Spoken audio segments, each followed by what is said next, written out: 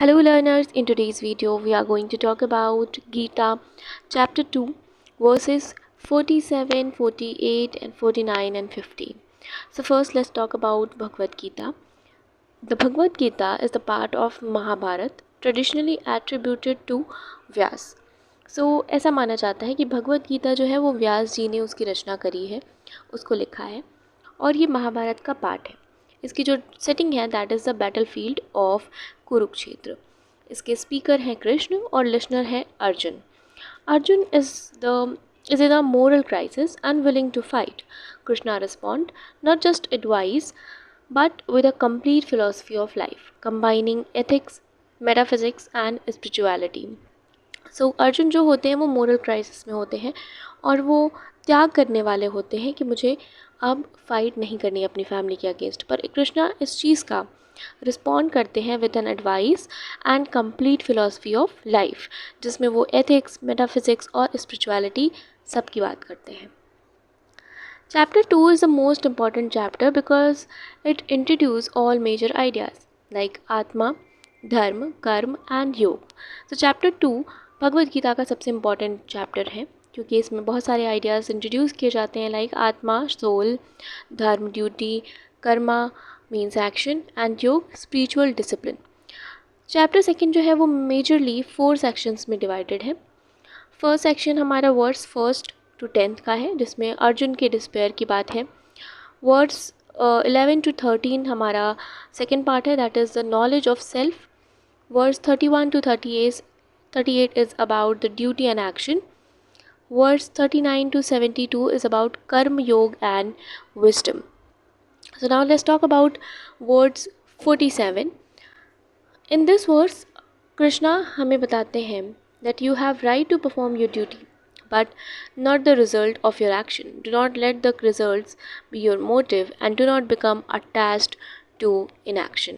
कृष्ण इसमें core philosophy की बात करते हैं and that the first philosophical idea is कर्म। कृष्ण कहते हैं कि एक्शन जो है वो अनअवॉइडेबल है, आपको एक्शन करने ही होते हैं। लाइफ आपसे पार्टिसिपेशन डिमांड करती है, विड्रॉयल डिमांड नहीं करती। Second point is D attachment. Krishna हमें बताते हैं कि वर्क जो है वो हमेशा रिवॉर्ड को एक्सपेक्ट किए बिना करना चाहिए। मतलब आप वर्क करिए पर रिवॉर्ड जो है वो एक्सपेक्ट मत करिए। Not indifference but freedom from anxiety. ये आपको कोई डिफरेंस नहीं देता बट आपकी जो एंग्जाइटी होती है रिवॉर्ड की उससे आपको मुक्ति मिल जाती है। Third point is control versus no control. So you can control your effort but you can not control your outcome. In the verse number 48, Krishna says, O Arjuna, perform your duty while being established in yoga, giving up attachment and remaining equal in success and failure. इस verse की core philosophical ideas हैं। First we have samatva. समत्वा का मतलब होता है कि calmness in all the situation. आप किसी भी सिचुएशन में हैं, आपके अंदर कामनेस होनी चाहिए, शांति होनी चाहिए। This shows the freedom from और इमोशनल एक्सट्रीम्स। जो इमोशनली हम एक्सट्रीम लेवल पे चले जाते हैं उस लेवल से हमें फ्रीडम मिलती है because we are calm in all the situation. Second point is yoga as a way of life. योग को वो लिमिटेड नहीं मानते मेडिटेशन तक। कृष्ण का कहना है कि योग जो है वो फिज़िकल प्रैक्टिस और मेडिटेशन तक लिमिटेड नहीं है, ये हमारा स्टेट ऑफ माइंड है during an action. Third point is detachment. He says acting fully without emotional attachment. Krishna कहते हैं कि आप एक्शन करिए पर कोई इमोशनली अटैचमेंट मत रखिए। द वर्स नंबर 49 में कृष्ण कहते हैं, ओ Arjuna, action motivated by desire for results is far inferior to action guided by wisdom. Seek refuge in this wisdom. Those who act only for results are spiritually poor. So the core philosophical idea in the verse 9, 14, 19, he says there are two types of action. पहला सकाम कर्म और दूसरा निष्काम कर्म। सकाम कर्म जो है वो रिवॉर्ड्स के लिए किया जाता है, जो हमें अटैचमेंट और स्ट्रेस देता है। निष्काम कर्म हम करते हैं विजडम के लिए और डी अटैचमेंट के लिए, और इसकी वजह से हमें पीस और लिबरेशन मिलती है। Second philosophical idea is the बुद्धि योग, acting with awareness, rational understanding and moral clarity. इसमें कहते हैं कृष्ण बुद्धि योग के बारे में वो बताते हैं और कहते हैं कि हमें हमेशा अपने एक्शन अवेयरनेस के साथ करने चाहिए।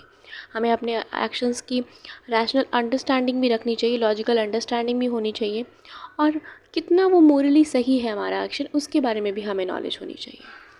Third point is critic of result oriented life. People usually act for money, success और फेम। लोग हमेशा मनी, सक्सेस, फेम इन सब चीज़ों के लिए काम करते हैं, पर कृष्णा इस माइंडसेट को क्रिटिसाइज करते हैं। The last verse is 15th। A person endowed with wisdom free himself from both good and bad karma in his life. So therefore practice yog in action. So core philosophy in the last verse is the transcending karma. Action usually blind us to cycle of birth and death. Action जो होते हैं वो हमें birth और death के cycle से जोड़ते हैं, but D attach action does not create bondage. पर जब हम एक्शन डी अटैच्ड होकर करते हैं, हम अटैच नहीं होते अपने एक्शन से, तो ये जो बॉन्डेज है हमारा बर्थ और डेथ के साइकिल वाला, वो क्रिएट ही नहीं होता। Second point is beyond good and bad. True freedom lies beyond both. जो फ्रीडम है हमारी लाइफ में जो हमारा फ्रीडम है वो गुड और बैड से भी बहुत ऊपर है। The last point is yoga as a skill in action. He said that yoga is not just a physical or mental practice but art of living wisely. So this is all about Gita chapter 2 verses 47, 48, 49 and 50. If you have any query about this topic or any other topic, you can comment below and have a nice day.